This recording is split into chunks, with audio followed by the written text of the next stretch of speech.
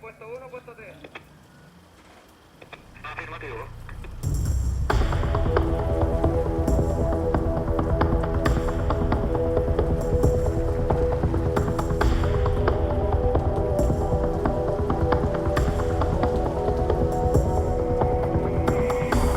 Michelle Peña tenía 27 años cuando fue secuestrada en la Villa Japón por los servicios de seguridad de la dictadura el 20 de junio de 1975.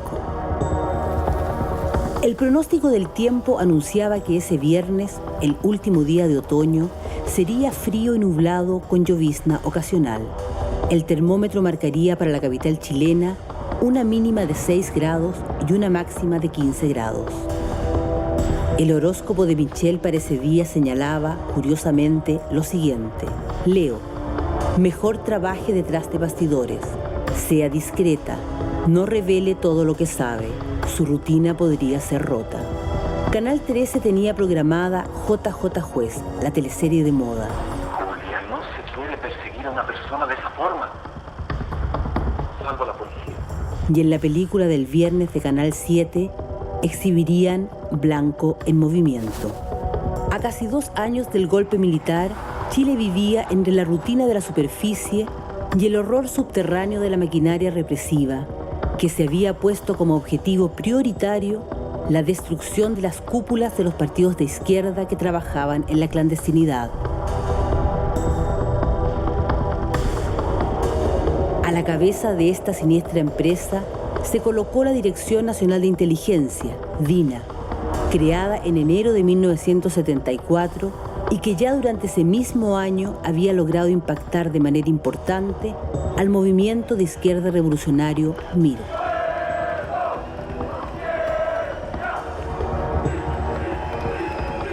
En el invierno de 1975 fue el turno del Partido Socialista, del cual Michelle Peña era militante. Entre junio y julio se realizaron diversos operativos en los que cayeron detenidos dirigentes claves de la dirección central. Cuando la DINA cierra el cerco sobre ella y la detiene, Michelle tenía 8 meses y medio de embarazo.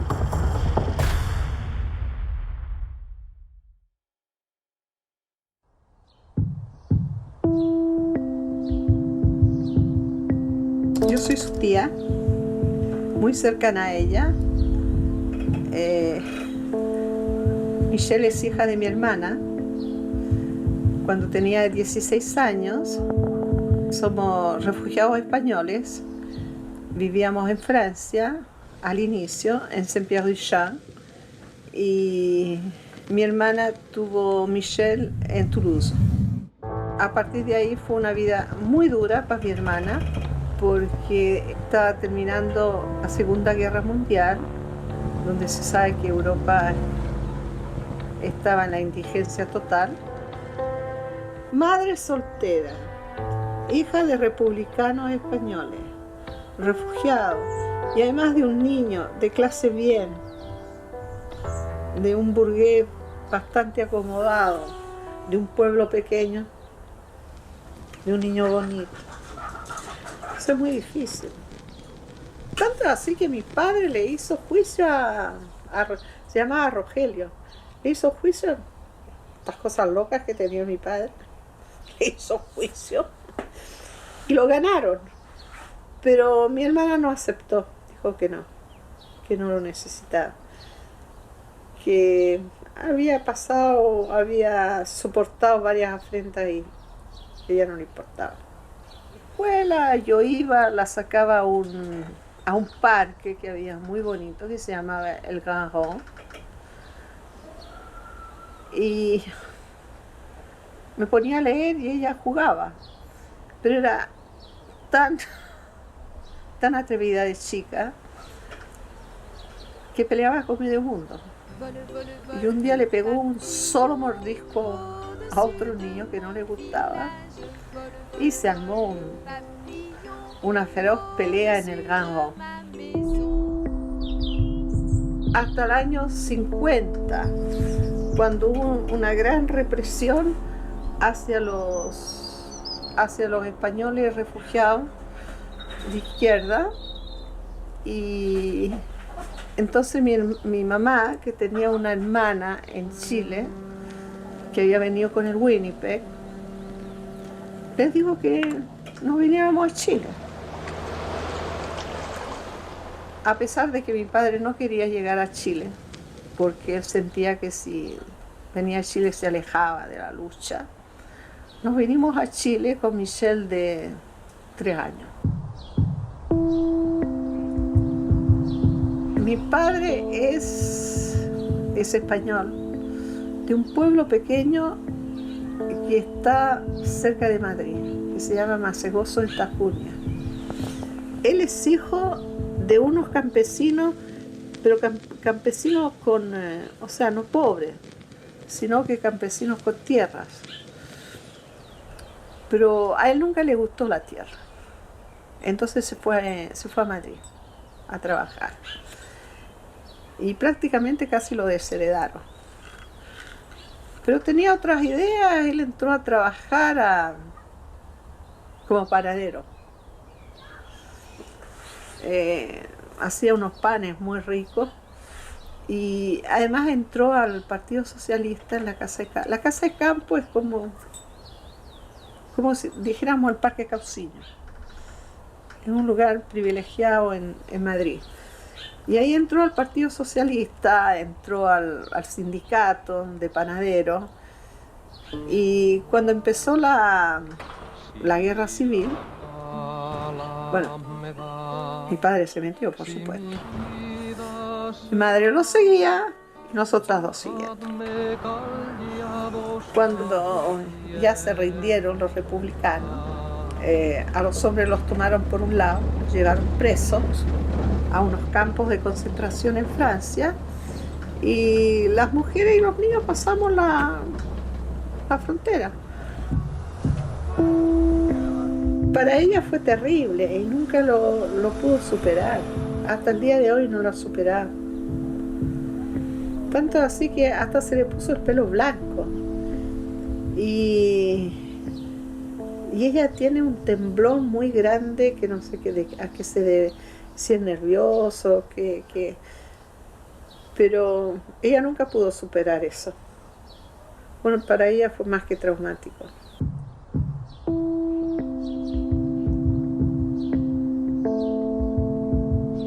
Lo único que se supo fue que ella tuvo su hijo en el hospital de la Falla, que está en Vitacura.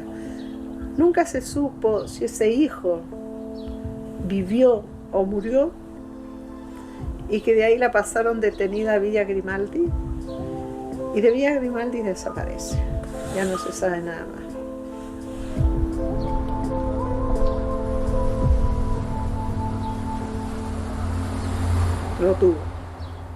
Lo tuvo, eso sí. Pero no se sabe a ciencia cierta si él estaba vivo, el niño, si fue adoptado. ¿Qué pasó con el niño? No se sabe. Ahora, el niño en este momento tendría 33 años. Ya no está el niño. Espero que esté en buenas manos y vive. Y que sepa aceptar esto, y mi hermana también, porque es muy difícil. Es muy difícil para cualquier persona que tú le digas que los padres que has tenido no son tus padres.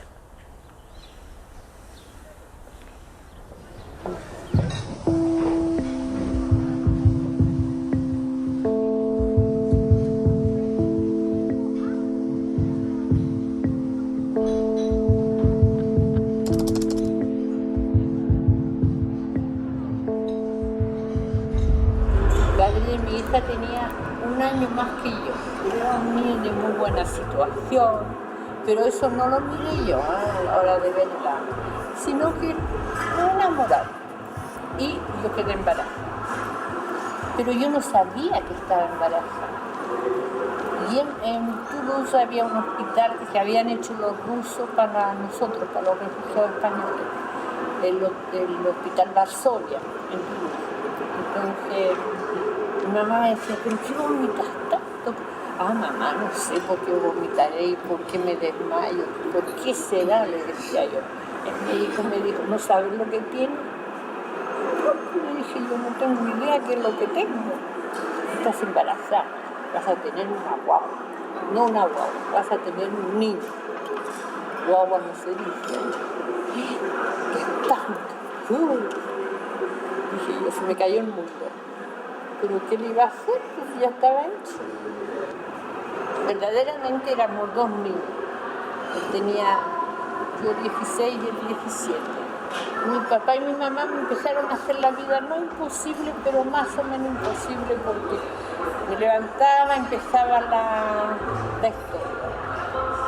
Todo el día igual. Entonces les dije, mire, no sigamos con eso, yo me voy. Y me fui a Toulouse, donde una señora que era amiga de mi mamá y de la casa. Una señora, le dije, mira, ¿me puedes tener? Yo busco trabajo y mientras me busco una pieza. Me dijo, no te preocupes, con un colchón te lo tiramos en el suelo y tú duermes. Tenían 2 piezas, yo me tiraba en un colchón, dormía ahí en el suelo. Yo estaba sola en la pieza y me vinieron los dolores de parto y estaba sola. Le dije, bueno, tendré que aguantar. Y parece que me puse a gritar. Y justo una tía mía, que había estado presa política en España, no sé por quién me conoció que era yo, y subió, y justo yo estaba teniendo mi guagua, sola. Ella me ayudó y partió a buscar la matrona, que yo le expliqué dónde vivía, estábamos cerca ahí. Y partió a buscar la matrona, que ya mi guagua había nacido, estaba todo bien, ya no tenía problemas. Y ahí llegó mi hijo, Michelle.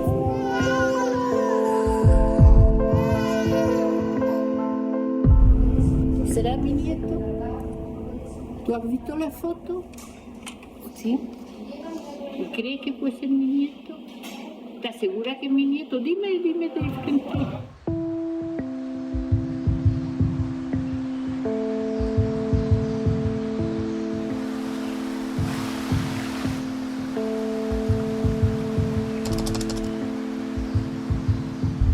Mira, a Michelle la conocí cuando estudiábamos en el Liceo de Niños número 1, en el Liceo Javiera Carrera. Éramos muy inquietas por las actividades estudiantiles, participábamos de todas las actividades del centro alumno, éramos delegadas de curso cuando recién entramos en la secundaria y hicimos muchas cosas en ese ámbito. Creo que fue el ámbito que desarrolló nuestra amistad.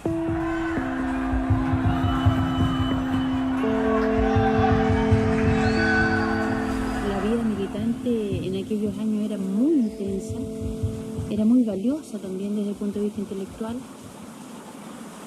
y ella lo tomó con pasión, con una verdadera entrega, con el desahogarse que conoce.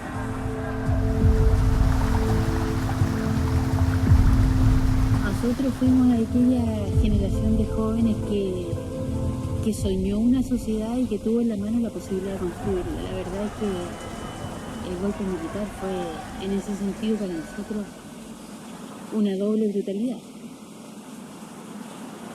Destruyó los sueños de toda mi generación, la verdad que eso es así. Después nos tuvimos que dedicar a hacer la resistencia,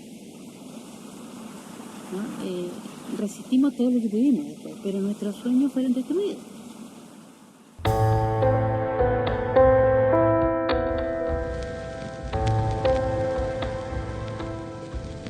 Yo creo que las amistades que nacen en ambientes sociales como el que nos tocó vivir como generación son inolvidables. Son amistades muy profundas, porque eran amistades muy sinceras. Yo creo que estábamos todos volcados muy fuertemente al cambio social. Creíamos muy fuertemente en el cambio social y creíamos en la justicia social. Entonces, nuestras amistades fueron asesinadas, fueron masacradas. Y eso es demasiado doloroso, la verdad. Sigue siendo doloroso a pesar del tiempo. aunque pase el tiempo y aunque intenten echarle tierra,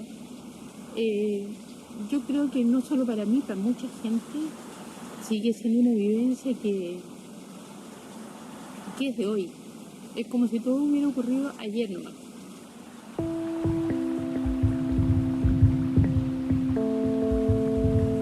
La mitad de mis amigos no está. No sé de ellos, eso es lo peor. ¿Cuál fue el destino de Michi, de Carlos, de Ricardo Lagos Salinas? ¿Dónde están? ¿Dónde están?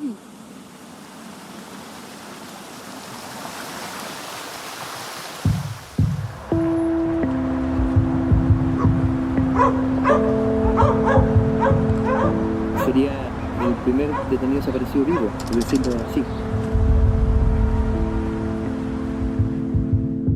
Nos hace las preguntas de rigor. La psicóloga miró a mi papá y le dijo que cómo había tomado yo lo de la ducha. Yo tenía 21 años en ese minuto y no tenía idea. Tenía la sensación de que todo se estaba volviendo como líquido, como que todo se estaba dibujando. Y así me enteré yo que era adoptado, a través de una psicóloga.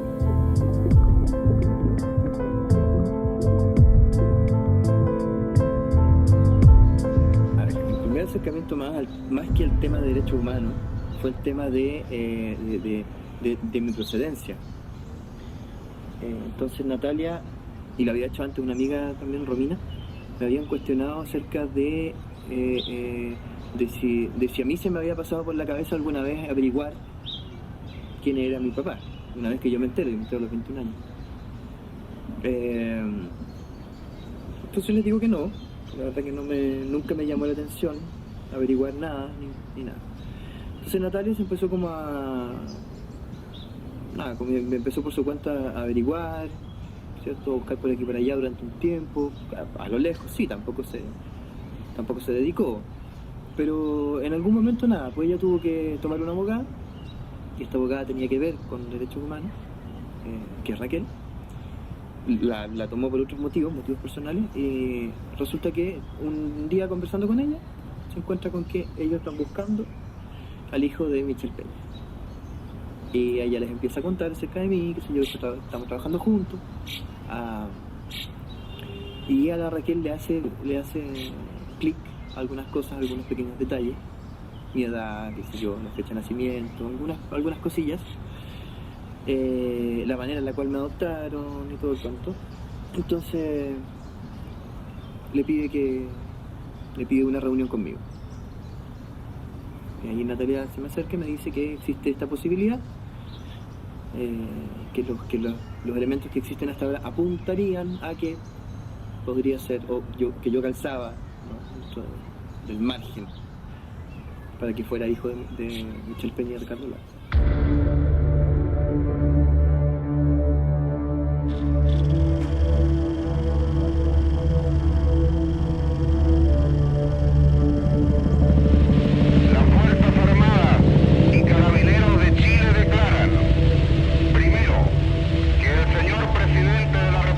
Llegamos en la mañana del día 11, apenas subimos la noticia del golpe. Se hicieron 2 asambleas ese día y la mayoría de los estudiantes se refugió en la Escuela de Arte pensando que en algún momento podríamos ir, ¿no? Cuando tratamos de salir, estaba la universidad y la Alameda en todas partes rodeado, por lo tanto tuvimos que devolvernos. Nos quedamos acá y en la noche había fuegos cruzados desde la Villa Portales con los carabineros de Ecuador que disparaban, por supuesto no podíamos movernos, y cuando algo se movía disparaba, por supuesto, inmediatamente. Y fuego cruzado porque los carabineros pensaban que disparábamos nosotros y los militares que disparaban de acá también pensaban que disparábamos nosotros, y eran disparos de ellos solamente. Estuvimos en la Escuela de Arte y Oficio, mucha gente en el casino, en el casino de la China, que estaba en un subterráneo, donde estaba el gimnasio antiguamente. Otras personas se quedaron en las salas de la Escuela de Arte y Oficio. Y los dirigentes se vinieron para acá porque tenían reunión con el rector, se quedaron con el rector conversando y tratando de comunicarse de afuera con la gente de acá. Hubo gente herida. Fue muy fuerte porque no se podía hacer nada por ella. Murió un compañero que murió al lado de nosotros en realidad, que 2 compañeros míos lo rescataron de la balacera, que fue el camarógrafo que había en ese minuto, Araya. El rector nunca pudo hacer nada, llamó a ver si mandaban ambulancia para los compañeros heridos, no llegaron, por lo tanto el compañero se desangró y murió desangrado. Al otro día, muy temprano, bueno, la luz se cortaron los teléfonos, todos estábamos a oscuras, sin teléfono, sin nada. Al otro día empieza con el ruido de desplazamiento militar y lo que nos pone totalmente en alerta fue el cañonazo a la Casa Central.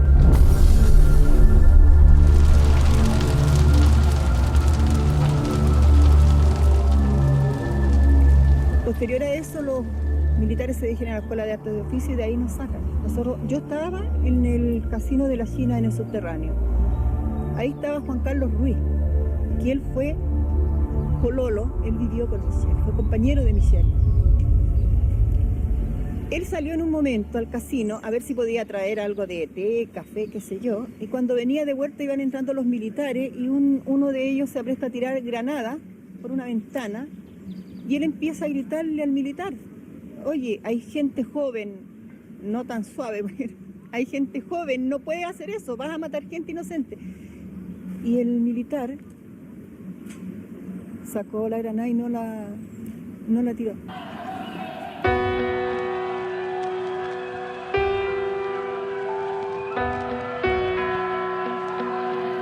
Yo cuando llegué en el 70, no llegué a estudiar en la universidad, llegué buscando universidad. La verdad es que había quedado en química y me retiré porque no me gustó. Entonces quedé todo ese año trabajando acá Ahí conocí a Juan Carlos, a Michelle y a la Pati. Y yo les digo siempre, ellos fueron como mis papás en la universidad porque fue con ellos los primeros que conversé. Fui a la casa de ellos, ahí cuando vivía Michelle con Juan Carlos, que eran pareja, y la Pati también vivía con ellos. Y ahí conocí a Michelle en la universidad, pero fui muchas veces a su casa porque ellos me acogieron, la verdad. Cuando entré a la universidad empecé a participar en política. La Michelle era increíble, tenía una capacidad increíble. Era líder y un conocimiento. Lo bueno de eso es que ella transmitía ese conocimiento, o sea, no era para ella. Creo que fue la primera persona a la que le pude contar algunas cosas pasadas de mi vida muy, muy fuertes. Y ella te acogía, no te cuestionaba. Era en eso, así como tan fuerte su carácter, al otro lado, emotivamente, era muy, pero muy acogedora.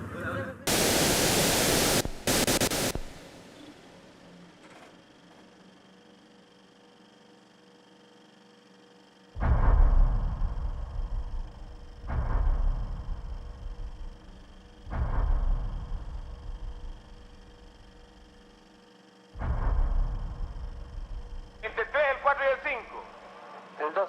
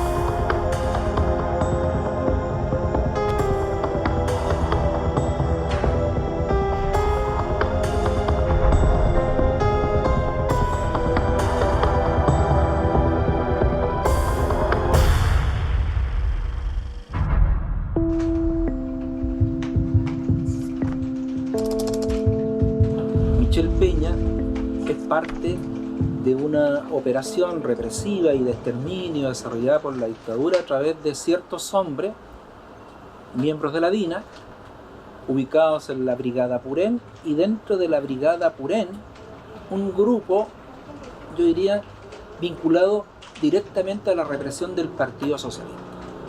Hay que tener claro aquello porque para poder entender, después Purén aparece también repeliendo o reprimiendo al Partido Comunista en el año 76, pero aquí estamos en el año 75. Entonces se formó una brigada especial respecto al Partido Socialista y cae una dirección completa del Partido Socialista con Carlos Lorca, Ricardo Lagos, Ezequiel Ponce y también con sus enlaces entre los cuales está precisamente Michel Peña. ¿Y qué ocurre? Ocurre de que ellos son víctimas de una organización, yo diría que eran los profesionales de la muerte, es decir, una organización de aniquilamiento. Hoy día la DINA ya no tiene otra manera de ser definida que una verdadera máquina de moler carne humana, una verdadera máquina de moler. Y digo esto porque poco se habla en este país acerca de lo que ha sido la eficiencia y eficacia que tuvo la DINA. Y la DINA yo creo que es responsable en el área metropolitana de la desaparición de más de 200 personas. Y nunca más hemos sabido de ello.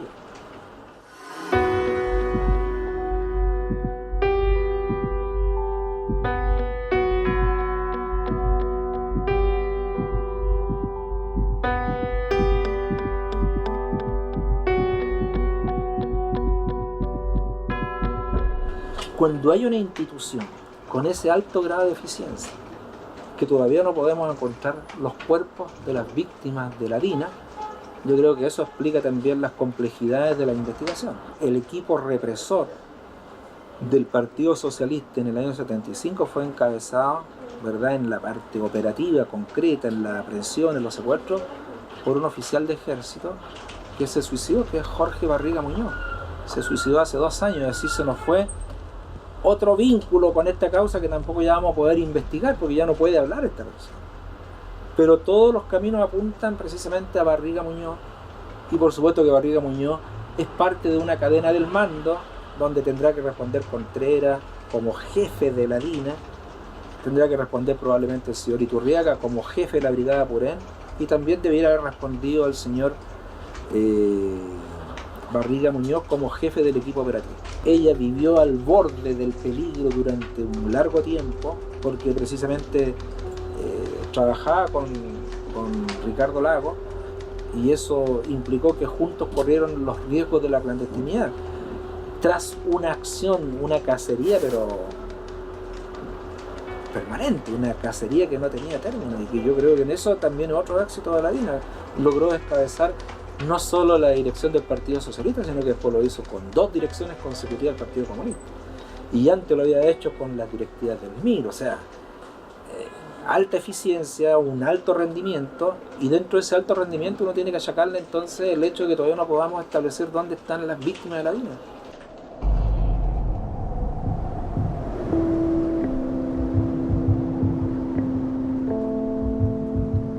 A Raimundo lo conocí cuando llegué del exilio de México.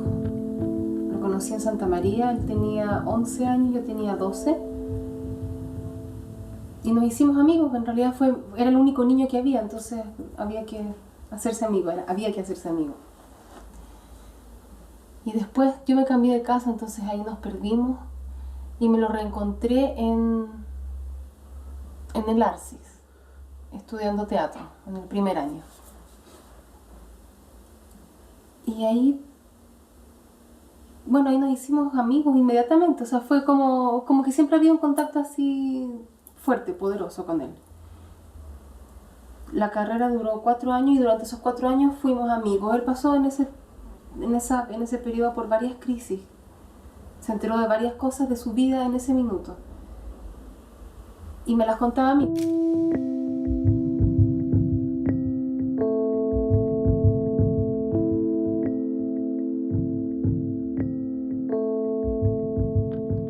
La gente siempre dice que nadie está buscando una madre para Raimundo, sino que están buscando el hijo de Michel, pero no piensan en lo que le puede pasar a Raimundo con esto. O sea, que si él es el hijo de Michelle, también para él tiene implicancias emocionales súper fuertes. Entonces, es mentira esto de que buscamos el hijo de Michelle. Él también busca a su madre, sea o no sea Michelle, pero él busca a su madre. Y él tiene que sobrevivir porque finalmente está solo en esta vida. No tiene padre, no tiene madre, no tiene familia. O sea, la Navidad la va a pasar conmigo y con mi familia. Mi familia pasa a ser la familia de él. Él está casi todos los días en mi casa.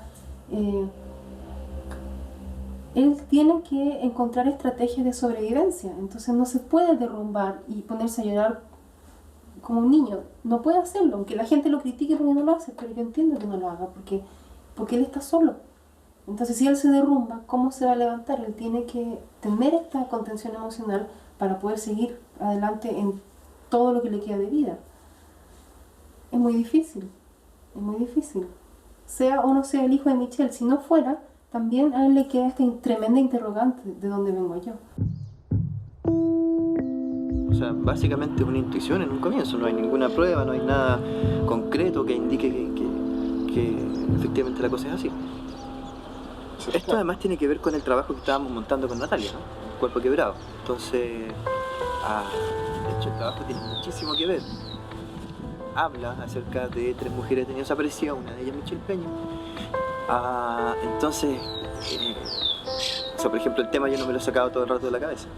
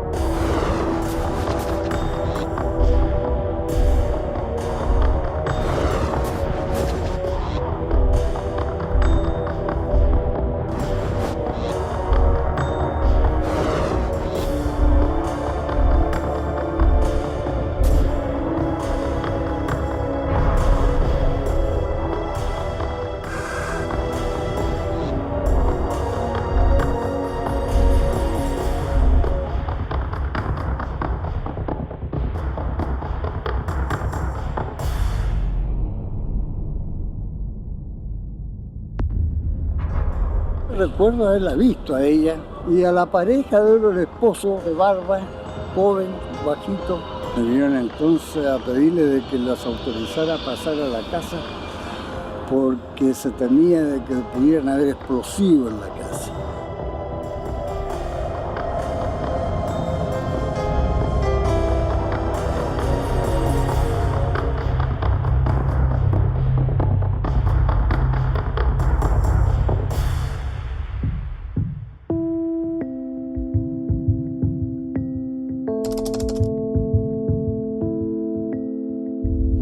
Compartimos no solo temas políticos, sino que también hubieron temas como muy afectivos.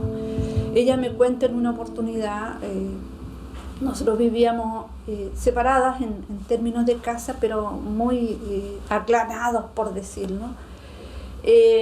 Ella también venía de una familia de migrantes, siendo ella muy niña, emigra con su familia a Chile, y mi familia también era una familia de migrantes italianos, por lo tanto teníamos como en común este tema de la sobrevivencia de las guerras. Y Michelle me enseña a hacer la tortilla española, las comidas españolas, ¿ya? Y me cuenta que esas eran las comidas de los pobres, porque bueno, las papas eran lo más barato, los huevos eran lo más barato. Entonces ella me habla de las comidas, cómo se habían comido la gente posterior a la guerra estando en Chile, no estando fuera. Y yo le cuento que a mí me habían enseñado a hacer también algunos pastelillos del pobre, que era el budín de pan, ¿ya? Entonces cada una se intercambió recetas de las emigraciones de nuestras familias hacia atrás. Y eso nos hacía de repente tener la calidez más rica, más humana, sin perder el norte o el horizonte por el cual estábamos luchando para botar la dictadura, pero también estaba presente toda esta cosa cálida de compartir una comida, que era lo rico que teníamos, que traíamos desde las familias nuestras. Vivir juntas era peligroso, por lo tanto nos llama la atención. Michelle se tiene que dejar la casa de Florida y yo le ofrezco la casa de uno de mis hermanos que ya se había ido fuera del país y le había dejado a su cuñado la casa, y ellos de manera muy afectuosa reciben a Michelle. Y ahí Michelle decide irse a vivir con Ricardo Lagos, ¿ya? Con Ricardo Lagos Salinas. Esto ya viene siendo años 74 y fines del 74. Se va Michelle a vivir con Ricardo y yo la visito. Como es la casa de mi hermano, los vecinos me ubicaban, así que la visito a ella. Y en una de las visitas, que es en el mes de diciembre, por ahí más o menos, Michelle me dice que está embarazada, está esperando su hijito y comienza a tejer. La recuerdo tejiendo, la recuerdo su chalón para su guaguita, quería tejérselo ella. Me contaba que ella tenía su chalón de cuando ella había sido chiquita también. Parece que su abuelita, su madre, se lo había tejido y ella quería como un poco hacer lo mismo para su hija. Y las oportunidades que nos vimos cuando ella estaba embarazada, lo único que quería era que su chalón de la guagua fuera se veía lindo embarazada, porque además era linda.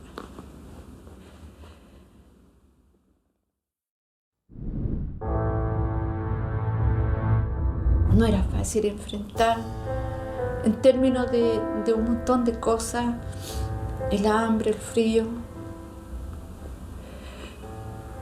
pero era tan grande el cariño que había que no sentías hambre.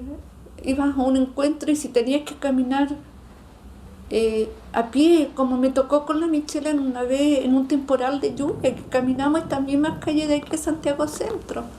Yo me acuerdo que caminamos por Catedral hasta llegar a Matucana, de donde veníamos, no sé, y llovía, pero no sentíamos frío, porque el hecho de estar las dos nos estábamos protegiendo. Entonces, vivir ese periodo, ¿ya? Haber vivido, haber compartido con gente tan valiosa como Michelle, que a pesar de su embarazo nunca renunció. Se le dijo muchas veces que se alejara en ese periodo de embarazo, incluso que saliera. Nunca quiso hacerlo. A lo mejor la mamá de Michelle conoce en algún momento esta pulserita, ya, pero que sepa la mamá de Michelle que esto lo hemos guardado como el mejor tesoro. Yo para el día que me llegan a buscar perdí todo lo mío personal, salí con lo puesto, pero dentro de mi billetera iba la pulsera de Michelle. Y ya luego se la entrego a Camila para que ella la cuide, porque es de ella. Le digo que se la dejó Michelle cuando Camila creció. Y Camila algún día le dirá a su hija, a su hijo, que esto es de una compañera que se tenía desaparecida que no logramos conocer a su hijita de la misma manera que Michelle conoce a Camila, pero que si en esto la llevamos y la tenemos presente todos los días. Y cuando preparo el budín de pan, me recuerdo de las pobrezas de nuestras familias migrantes, y es la misma pobreza que nos tocó vivir a nosotros.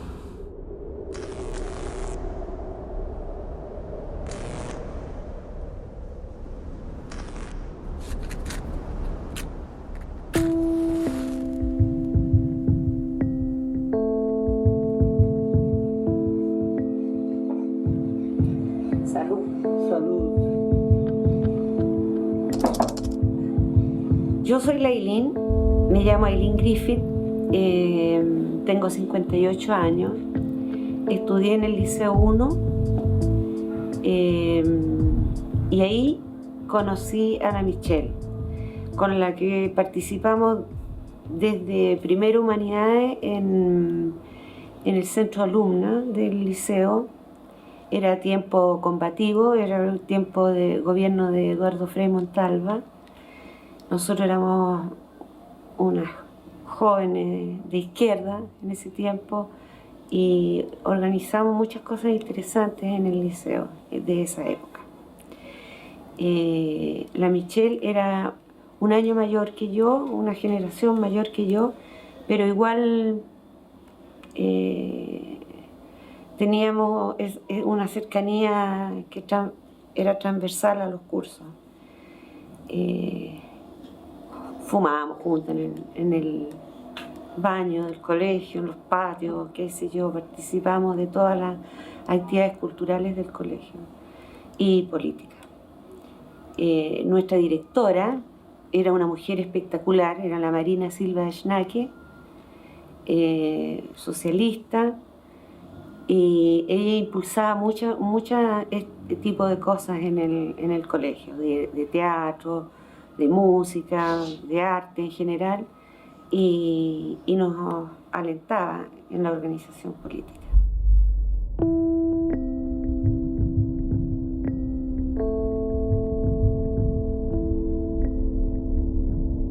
La Michelle era una bella mujer, un poco más alta que yo, media gordita, en ese tiempo éramos todas bien gorditas, tenía unos ojos expresivos que te penetraban y que tú podías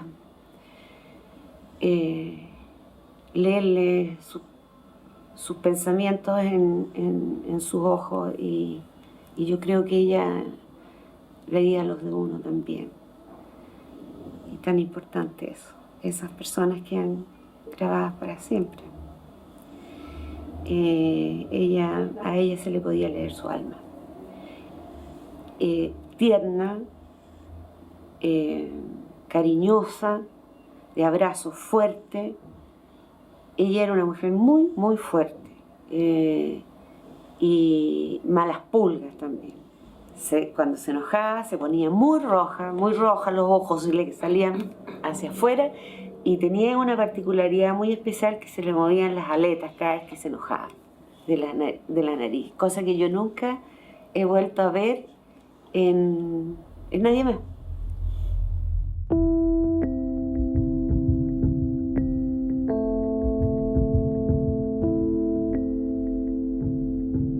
Yo me puse a pololear con el que es mi marido, y él tenía un amigo, el Guatón Ruiz, que se hizo muy amigo mío, que desgraciadamente murió a los 50 años, hace ya harto tiempo, de un infarto, o mucho menor. Y él era amigo también de la Michelle y de la Patia Arzúa. Entonces ahí nos sabíamos un poco, pero yo no vi además a la Michelle, ¿ya?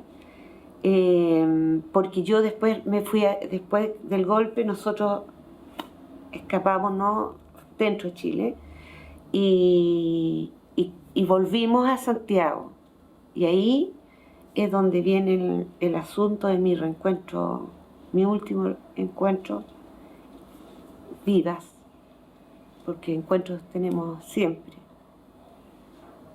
con la Michelle. Cuando este amigo nuestro en común vino una tarde, vivíamos nosotros dos con mi hijo que tenía un poco más de un año, vivíamos en ese tiempo los tres en la casa de mis padres, una casa con patio, qué sé yo, bonita. Y llegó el guatón y nos pide que si podemos tener a una pareja de compañeros, que había que cambiarla de casa de seguridad. Y dijimos, por supuesto. Y al otro día viene mi otro timbrazo y abría la puerta y me encuentro, nosotros no teníamos idea, por supuesto, quiénes eran. Y fue bien fuerte porque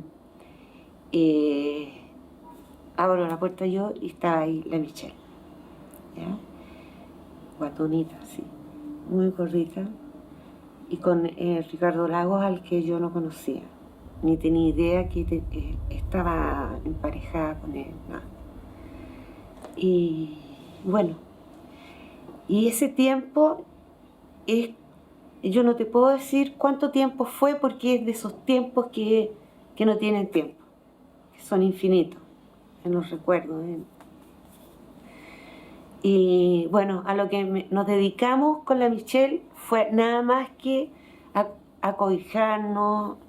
Yo me dediqué a hacerle todas las comidas que ella quería, le gustaba la cazuela de pollo. Y tomábamos mucho sol en el patio. Ahí creo que pasábamos todo el tiempo. Fue ese tiempo un tiempo de sol para ella, porque había estado en casas que no tenía la posibilidad de estar al aire, ¿ya? En la mía no había, en ese patio no había quien nos viera. Pero te prometo, no puedo decir otra cosa, que fue un paréntesis, porque no hablamos del golpe ni de nada. Las dos. Hicimos un paréntesis. Yo no tengo recuerdo de haber hablado cosas dramáticas con ella en todos esos días. Hablamos, hicimos la negación tremenda ahí, ¿ya? Y por eso es que tengo un recuerdo tan fuerte, porque fue como apegado a la vida, como agarrándose de la vida, del cariño, de eso.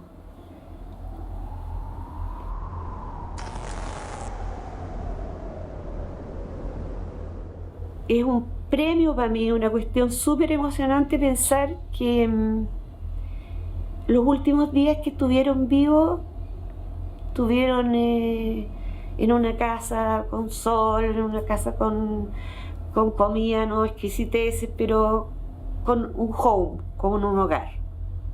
Eso es como un pergamino que yo llevo en mi corazón siempre. Bueno, y sabíamos que un día ellos iban a ir, por supuesto, y no teníamos que saber, o sea, ni siquiera lo conversamos, era obvio. Y yo sacaba a pasear a mi hijo en el coche todas las tardes, a la vuelta de la manzana, cosas de la crianza, ¿no? Y cuando llegué, ya no estaba.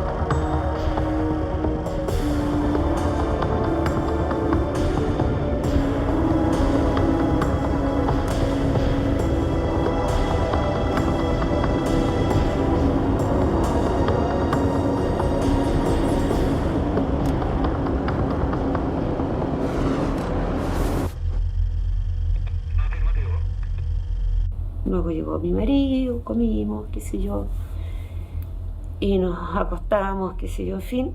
Y en la mañana, yo a las 5 de la mañana, desperté así, pero con una agitación tremenda, y vi a la Michelle en los pies de mi cama, ensangrentada y llorando y pidiéndome ayuda.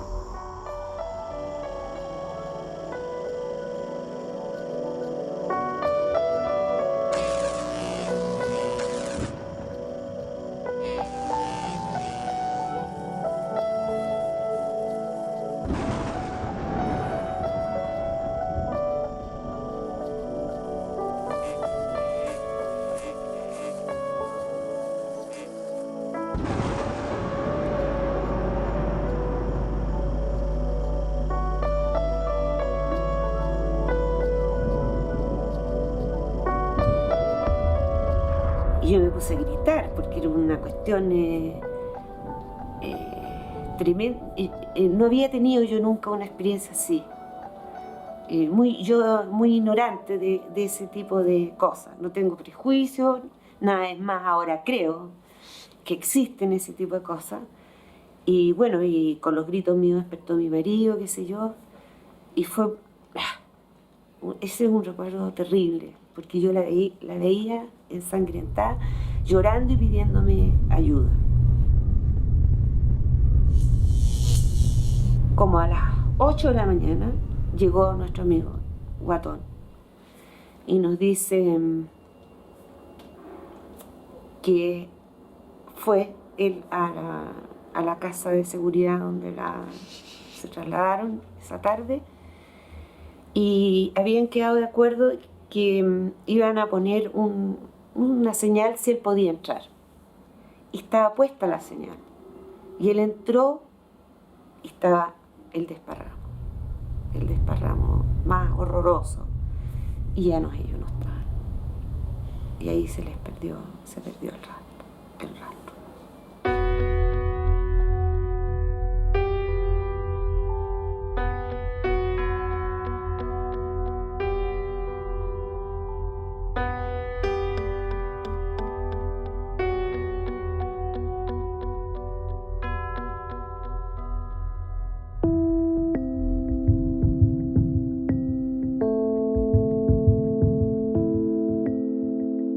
Cuerpo Quebrado nace en principio porque surge la necesidad o el deseo de hablar de las detenidas desaparecidas. Y fuertemente va tomando también presencia la necesidad de hablar de las embarazadas desaparecidas, que era otra historia completamente, no sé si desconocida es la palabra, supongo que para el común de la gente sí, pero oculta. Así surge la idea de la obra. El título ya estaba, Cuerpo Quebrado. Se sabía que se iba a trabajar con la relación de un cuerpo quebrado.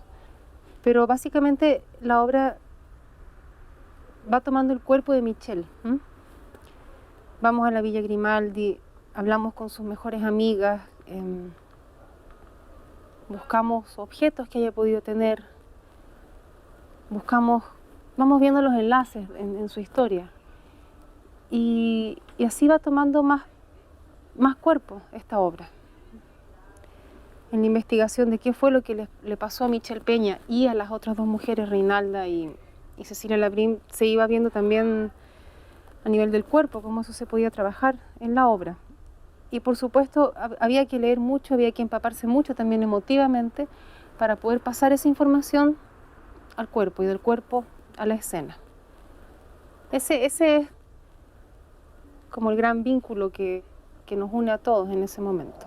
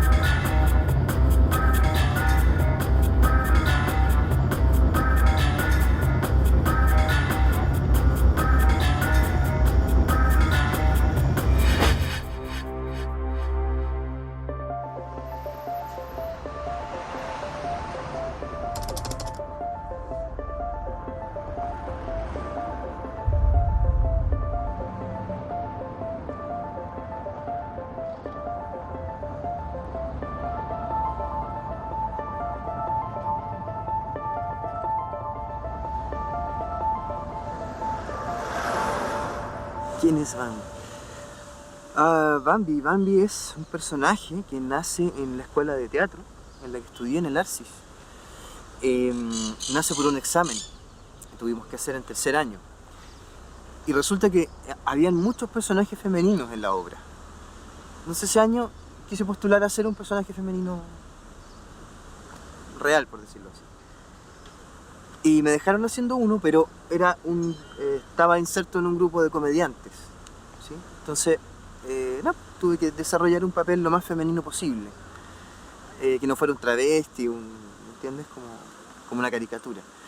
Entonces pasó que me tuve que aprender un tema para doblarlo en la obra. Ese era su show, por cierto. Y funcionó súper bien. Súper bien. También que con un amigo empezamos a hacer show en otros locales, en lugares, hasta que nace este personaje así ya independiente, Bambi, que ya es más un drag queen que un personaje tan femenino, ¿sí? Con más rasgos masculinos. Quedó para eventos, cumpleaños y demás. Entonces en esas instancias aparece Bambi.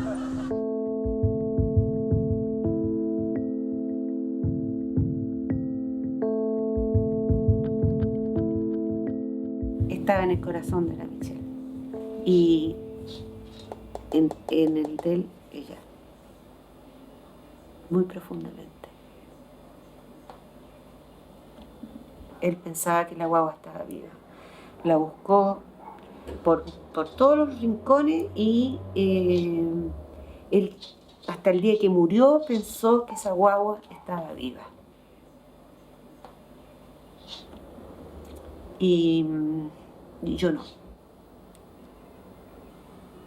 Yo no tenía esa convicción, esa certeza que él tenía. Era una cuestión superior a él.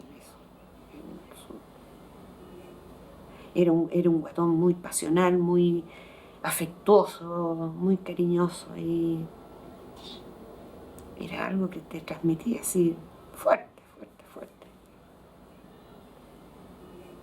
Y la buscó, fue donde espiritistas, hizo cualquier cantidad de cosas para encontrar. La buscó a la Michelle en los patios de crónicos del hospital psiquiátrico, ¿no? Que se sabía que se llevaron a presos políticos para allá. Y nada. Pero él tenía la sensación que la guagua había nacido.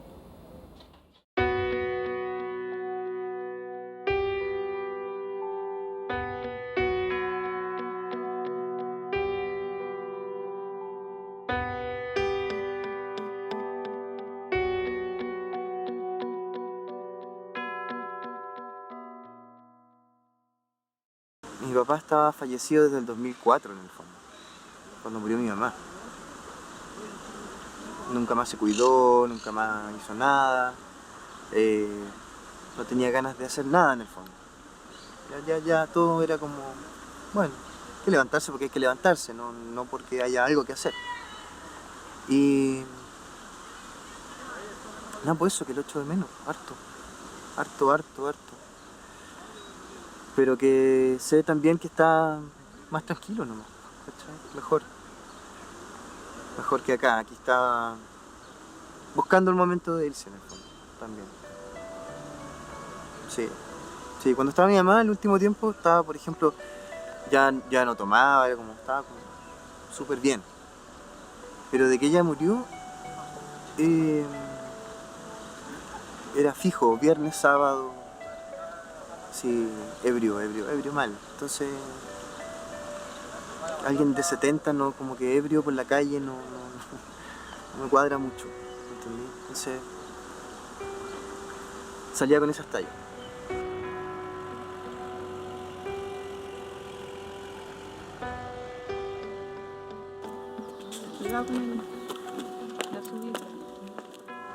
Funeral. No sé, fueron hartas cosas mezcladas y fue la última persona cercana con la que me iba a quedar, por decirlo así. O la que me quedaba. No sé, estaba como tenía una sensación como de bloqueo, como de estar mirando todo lo que pasaba, pero no estar ahí. Era como extraño. Yo pedí mis papeles a la Casa Nacional del Niño hace ya harto tiempo y nunca tuve respuesta. La única confirmación que me dieron es que entre el año 74, mediados del 74 y finales del 76, estaba permitida la quema de documentos. Mi papá me aseguró que no, que todo se había hecho a través de la Casa Nacional del Niño, pero no sé. No sé.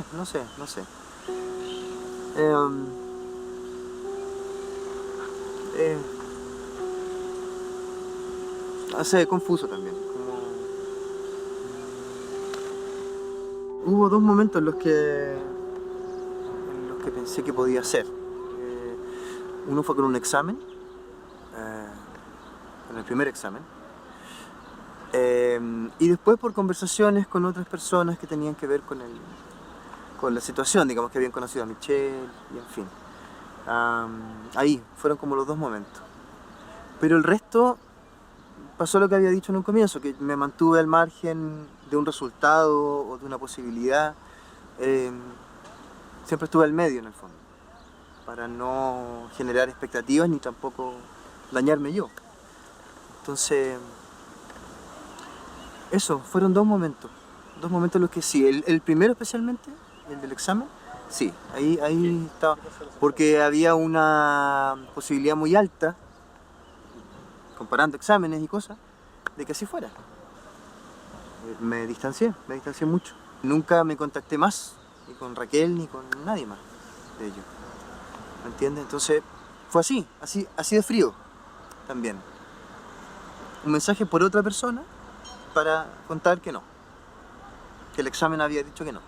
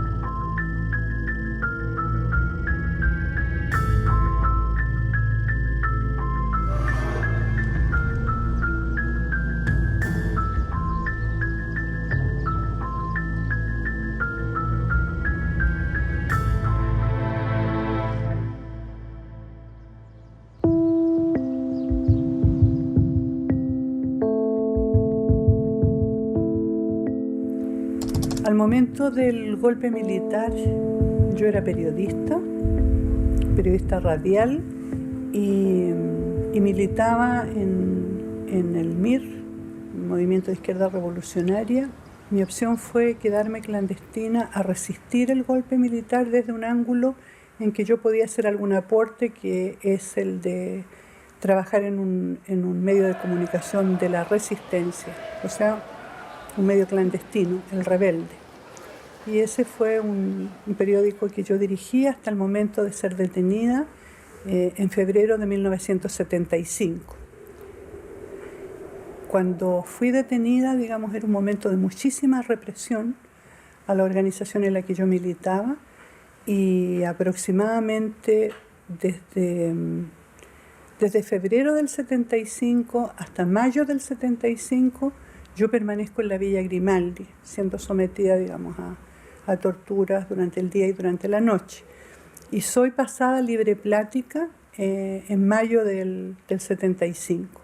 Estando en libre plática, yo soy visitada por múltiples periodistas venidos de distintas partes del mundo, dado que yo al momento del golpe militar era dirigente de mi profesión, era presidenta del Sindicato de Periodistas Radiales de Santiago, había asistido a varios congresos internacionales, entonces por lo tanto era una persona conocida por algunos medios, así como periodistas del Washington Post, de Le Monde, de distintos lugares del mundo vinieron a cerciorarse de que yo ya había sido reconocida, detenida por la dictadura militar, puesto que el primer tiempo en que yo soy detenida, ellos no reconocen mi detención. Yo soy sacada nuevamente del sector de Tres Álamos, donde estábamos ya reconocidos como presos y con atención semanal de visitas familiares, y donde teníamos un régimen de por lo menos no tortura. Yo soy nuevamente sacada de Tres Álamos y llevada a Villa Grimaldi el día 22 de julio de 1975. El día lo recuerdo perfectamente bien porque es la fecha de aniversario del nacimiento de mi hijo, de mi único hijo. Entonces ese día yo soy llevada nuevamente a Villa Grimaldi y soy aislada en el mismo lugar en el que yo había permanecido en los 3 meses en que después de haber sido detenida. Y como yo calculo la hora de almuerzo, deben haber sido las 13, 14 horas del día, yo soy sacada de ahí y llevada a un patio interno donde había una mesa, y de pie me pusieron un plato de poroto, o sea, era la hora del almuerzo. Y estando yo ahí, comiéndome eso, empiezan a llegar primero una mujer y después 2 mujeres, que evidentemente están presas ahí en Villa Grimaldi. Incluso venían con los ojos vendados, y uno de los guardias ahí les dice que mientras almuercen pueden sacarse la venda. Y yo las veo, las miro, les hablo, les digo quién soy yo, les digo que vengo de libre plática, que no estoy recientemente detenida, les doy mi nombre, y por alguna razón yo creo que ellas no creyeron lo que yo les decía. Esto de que yo apareciera bañada, ¿cierto?, con mi ropa limpia, y ellas estaban, digamos, con toda la ropa ajada, con el pelo desordenado. Tal vez pensaron que yo era una guardia que ponían ahí, digamos, para sacarles información. Entonces ellas no respondieron ninguna de mis preguntas, y sí hablaron entre ellas, y hablaron, digamos, un poco en clave. Incluso parte de la conversación de ellas yo no la entendí. Pero en un momento ellos dijeron: Ricardo está muy mal. Y a mí me tocó, dijo una, lavar la camisa de Ricardo, y estaba toda ensangrentada. Eso es realmente lo único real que yo escuché. Pero yo miré mucho a las 3 mujeres, ¿no? Y traté, digamos, de conservar en la memoria el rostro de ellas.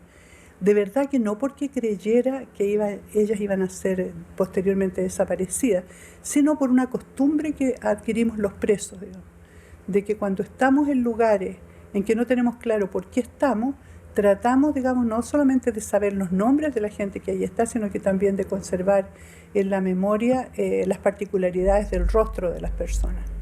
Fue así como yo después de eso me volvieron a llevar al lugar de donde estaba sola, aislada en la torre. Posteriormente fui sometida a un interrogatorio con Krasnomarchenko, y después ya más en la tarde, yo calculo tipo 6 de la tarde, me volvieron a Tres Álamos. Pasaron los días, y un día de visita llegó una persona a la visita colectiva en que venían todos nuestros familiares y se acercó a varias personas preguntando quiénes eran las últimas personas que habían estado detenidas y que habían llegado desde Villa Grimaldi. Y ellas fueron hacia mí y me mostraron las 3 fotos. Incluso algunas de las fotos no eran solas, sino que eran con más gente. Y yo dije, yo estuve con esta persona y con esta persona. Y de las 3 personas aparecían, digamos, que una era Carolina Wiff, la otra era Mireya Díaz y la otra era la Michelle Peña.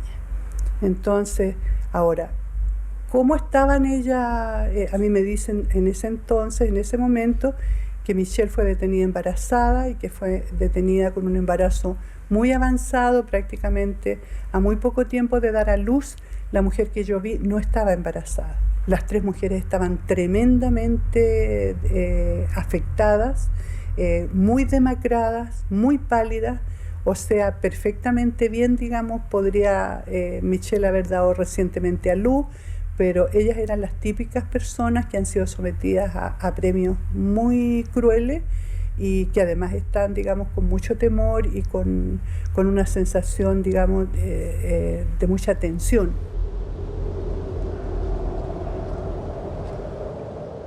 En la salida de la torre, era un sendero que teníamos que recorrer quienes estábamos en la torre todos los días para ir al baño y para ir a los interrogatorios cuando éramos torturados, teníamos que pasar por un criadero de rosas que yo calculo, porque nunca lo vi exactamente, siempre estuve vendada, que era muy extenso por el olor que llegaba de las rosas.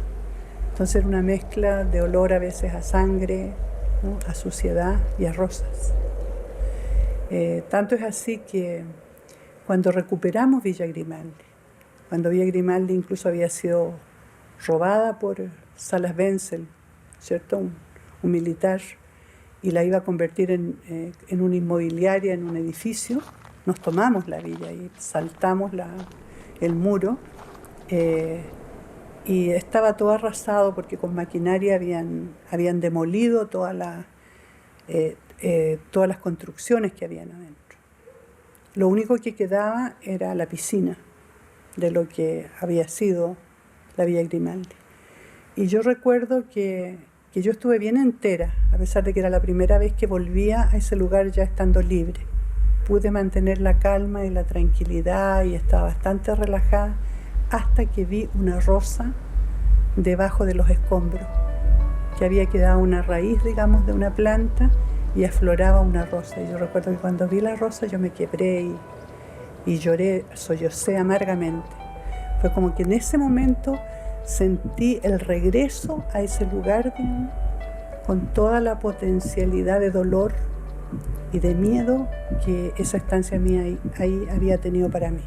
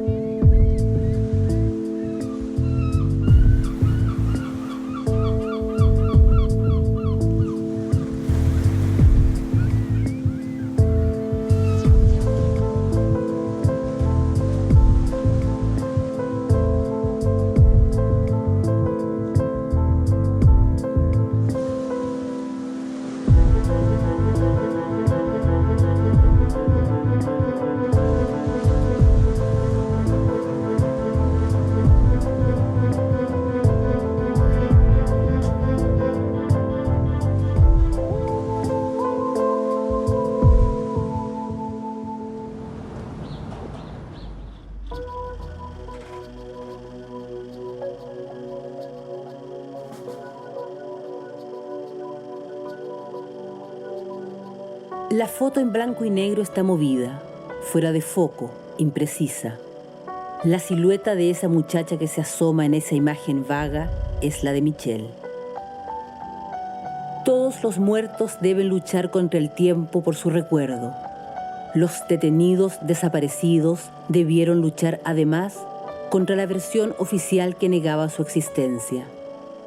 muertos negados, cuerpos ausentes, velo sobre velo para instalar la duda y la sospecha, velo sobre velo hasta camuflar la realidad y volverla difusa, casi irreconocible, como la fotografía de Michel, hasta que el pasado no sea más que un resumidero de fechas, un conjunto de inmutables rostros juveniles, una huella borrosa que más que ver debemos adivinar.